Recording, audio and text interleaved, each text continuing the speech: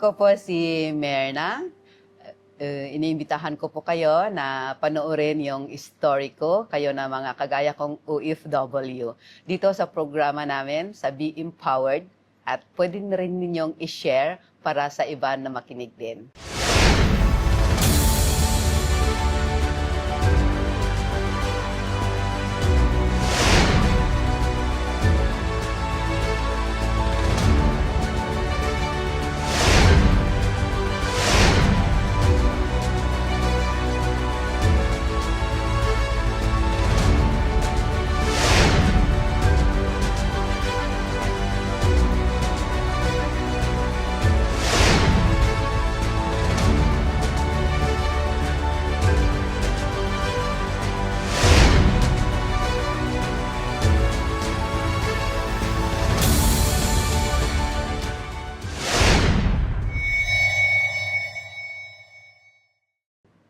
Hello, Ma'am Mirna. Kamusta po kayo?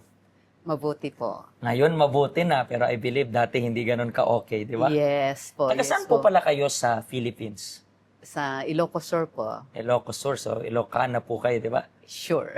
Sure na sure. Gano'n na rin po kayo katagal na nagwo-work abroad? Matagal na rin po, mga 30 years naglibot na po sa mundo. Really? Kung 30 years na yan, ilang taon pa lang po kayo unang lumabas ng bansa natin? I was 18 years old po. 18. Yes. Pwede na pala yun dati na. Pwede po. Pwedeng pikihin ang mga records dati. So, napeke mo yung sayo? Yes po. Paano pinake mo yung edad or? Yung date of birth, Mhm. yun lang po ang piniki. Pineke. So, doon sa pineke mong date of birth, ilang taong ka na nun? Parang 18. nagdagdag ka ng Ginawang 23. sa 23. Pero saan ka unang bansa na nag-abroad? Dubai po. Bakit Dubai naman yung unang napili mo? Yun yung parang very attractive na lugar noon para sa mga Ilocano na gaya ko. So, doon sa mga Ilocano na katulad mo, karamihan na nag-abroad is Dubai talaga. Parang yun yung parang sikat Dati pa. dati. So, gaano ka rin po katagal na nag-work doon sa Dubai? 2 taon lang po. Doon, 2 taon. Pero, kamusta naman yung experience mo? Kasi first time mo yan. Batang-bata pa, first time. Kamusta naman yung experience doon? Very traumatic. Mhm. When you say traumatic, what does it mean? Yung unang malayo ka sa family, sa edad na bata, Mhm. and then yung sitwasyon, iba yung mga pagkain, yung ugali ng mga tao, yung lugar. So, malaking adjustment talaga. Yes po. Pero, ano po ba yung reason kung bakit nag-abroad ka? Kasi 18 years old ka pa lang, so supposed to be, nag-aaral pa nga lang sana yun eh. Pero anong naging reason? Anong nagtulak sa'yo para mag-abroad? Yes po, Pastor. Actually, tumigil ako sa pag-aaral after 1 year in college dahil inatake sa puso yung mother ko. And inurasan kasi siya ng 24 hours lang. After 24 hours, kung hindi siya gumising, she will be declared na patay na. Opo. Pero unfortunately, gumising siya na after 24 hours. And after that, kinakailangan namin siyang buhayin through medications, mga gamot. So ako yung parang nagsakripisyo para lang mabuhay siya. So talagang sa needs na matustusan or madugtungan, pwede natin sabihin madugtungan yung buhay Yes ng po. mother mo. So murang edad, Dubai, and then afterwards ng Dubai, bumalik ka ng Pinas niyan. Pinas po. Nag-stay ka po for the meantime doon or pagkatapos mong bumalik? Yes po, after 1 year, nag-stay po ako sa Pilipinas after 1 year. And then nag-apply po ulit ako sa Saudi naman. Saudi naman.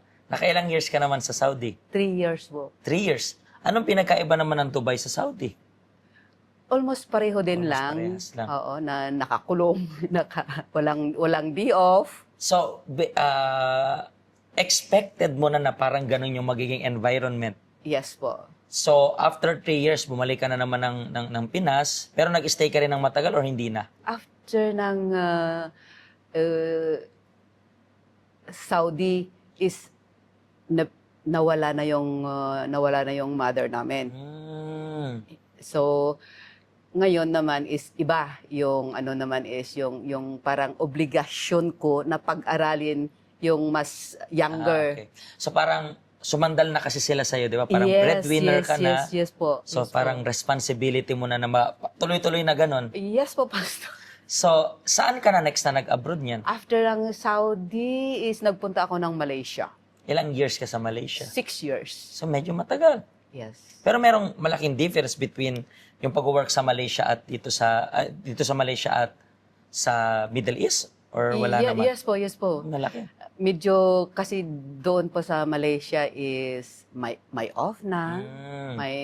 may parang ganito na rin dito sa Hong Kong. So, may ano mga na- rights ka na rin. Yes, may mga rights na doon sa kaya medyo natagalan ako doon. So, after ng Malaysia, meron ka pang ibang bansa na pinuntahan o After ng Malaysia, umuwi po ako dahil nag-asawa na that time okay. and then nag-anak and then after few years umalis ulit ako at sa Taiwan naman. Taiwan? Ilang years ka naman sa Taiwan? 3 years. 3 years lang. And then after ng Taiwan, Dito na dito po. na sa Hong Kong. Pero dito ka pinakatumagal sa Hong Kong? Yes po, yes Sa po. Hong Kong lang, gaano katagal dito? 16 years po 16 sa years. amo until umalis po sila pumunta ng UK.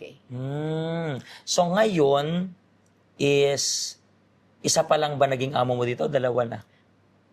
Itong amo na ito po is 1 year pa lang. Magwa 1 year so bago pa lang. Yes, So dito yung sa October. pinakauna mong amo, ito yung tumagal ka talaga. Yes, Nice. yes, po. Pero ang dami mo nang napuntahang iba't ibang bansa. 'Di ba? Anong masasabi mo yung pagtatrabaho dito sa Hong Kong? Kasi maybe marami pong nanonood sa atin na walang idea. Walang idea sa Hong Kong. Pero ano para sa'yo? Ang dami, syempre, marami ring negative kung titingin tayo sa negative. Pero ano yung umpisa natin sa positive side? Ano naman yung positive side na nakita mo dito sa Hong Kong? Dito po kasi sa Hong Kong may off at least kung marunong ka, meron kang karapatan, kung marunong ka sa law. So far, kamusta naman yung naging experience mo? Ano rin yung mga natutunan mo? Kasi kailan ka po pala dumating dito sa health center? Dumating ako sa health center June 2009. I arrived in Hong Kong January 2009. And So that same year lang rin. yes. So that po, same year, so napaka-blessed mo kasi napunta ka agad sa health center natin. So, napunta ka na sa iba't ibang bansa. Pero ano yung kaibahan na nandito ka sa Hong Kong and then nandito ka sa health center? Paano ka natulungan ng health center? Kagaya ko, natuto ako dito sa health center na yung utang ay hindi mo ka pwedeng utang para ibayad mo sa Sa utang. utang. Pero kahit natutunan mo yan, nakapasok ka ba sa utang? Not really. Matagal ko pong laban yan dahil sa mga maling Desisyon. desisyon sa mga kaibigan. Ayan. Uutang kayo, tapos hati-hati, tapos tatakbo. Ay, ikaw ang... Sasalo. Yes po. So, yes po. so even though you were, sabi natin, alam mo na wag umutang, pero kapag iba rin talaga yung kasama mong kaibigan, talagang mahawa ka rin, di ba? Yes po.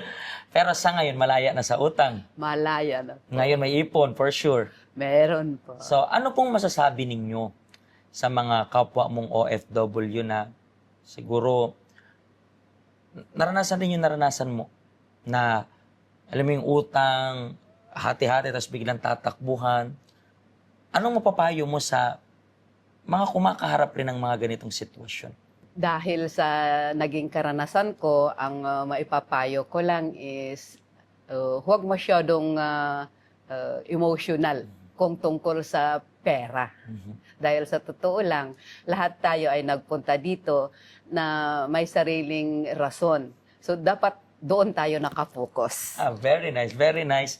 Very simple, pero that's I think a friendly reminder. Kasi tama yung sinabi mo, meron kayong goal nung pumunta kayo dito. So wag lang tayong mag-miss ng goal natin kasi at the end of the day tayo rin yung aani ng mga tinanim natin.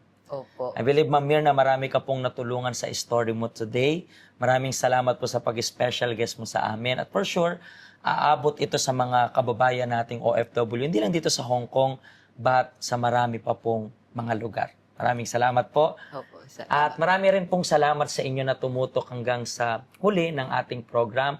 Sa next episode po, sama-sama natin tuklasin yung next guest natin na mag-share ng kanilang story abroad. Pagpalain po kayo ng Diyos.